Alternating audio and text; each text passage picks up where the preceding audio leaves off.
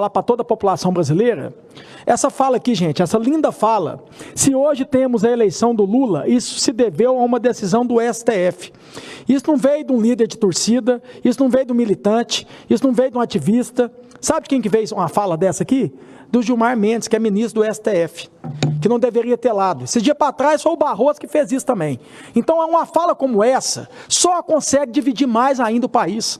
E falta com respeito para quem não votou no Lula. Então, essa decisão, né, que ele falou aqui, né, isso deve a uma decisão do STF. Eu acho que deveria ser convocado aqui por todos os senadores e ele poder falar que decisão que é essa.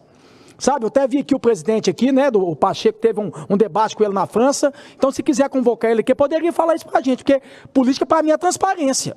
E um ministro do STF, um poder judiciário, ficar tomando lado, ficar parecendo que é líder de torcida, ficar mais ainda dividindo o país, quero deixar bem claro que eu estou me posicionando aqui e vou continuar me posicionando. E queria falar para a população brasileira, Cleitinho, mas não adianta só falar não, eu vou continuar falando. Vou continuar falando, porque aqui para passar um projeto precisa de mais senadores. A população precisa saber disso. Para você pedir uma CPI, que seja qualquer CPI, da lava-toga, como muita gente pede, precisa de assinatura de mais senadores e o poder do presidente. Para pedir um impeachment também, precisa de mais assinaturas. A minha parte eu estou fazendo aqui e vou continuar fazendo.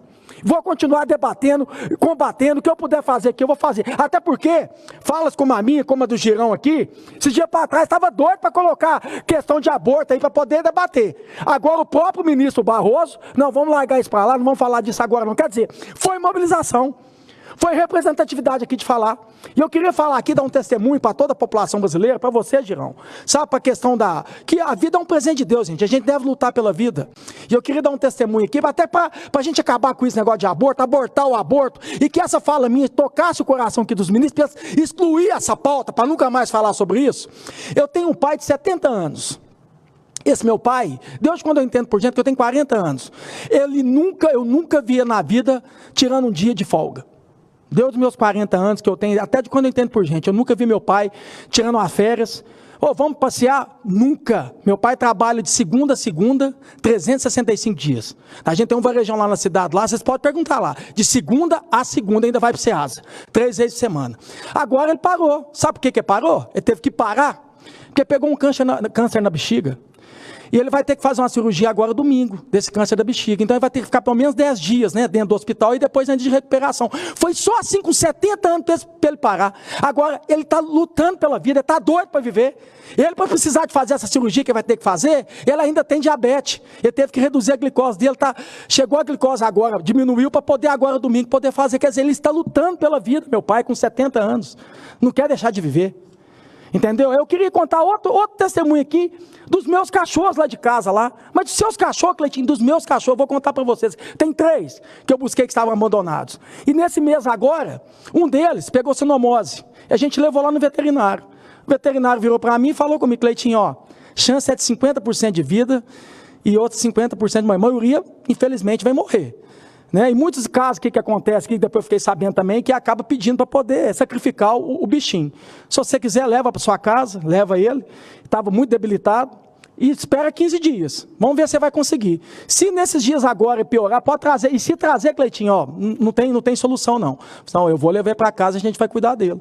Chegou, levei para casa, chama Pirata, ficou lá os 15 dias, mas passou agora já 20 dias, está curado, está vivo, sabe por quê? Porque lutou pela vida.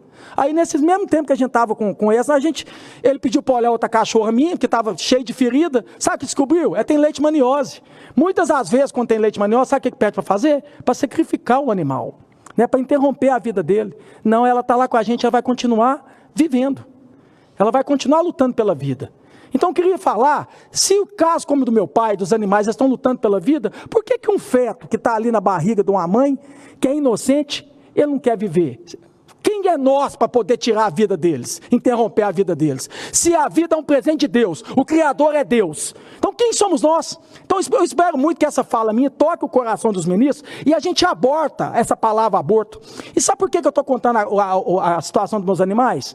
Porque eu tenho muita fé em Deus. Eu estou falando isso pelo meu pai.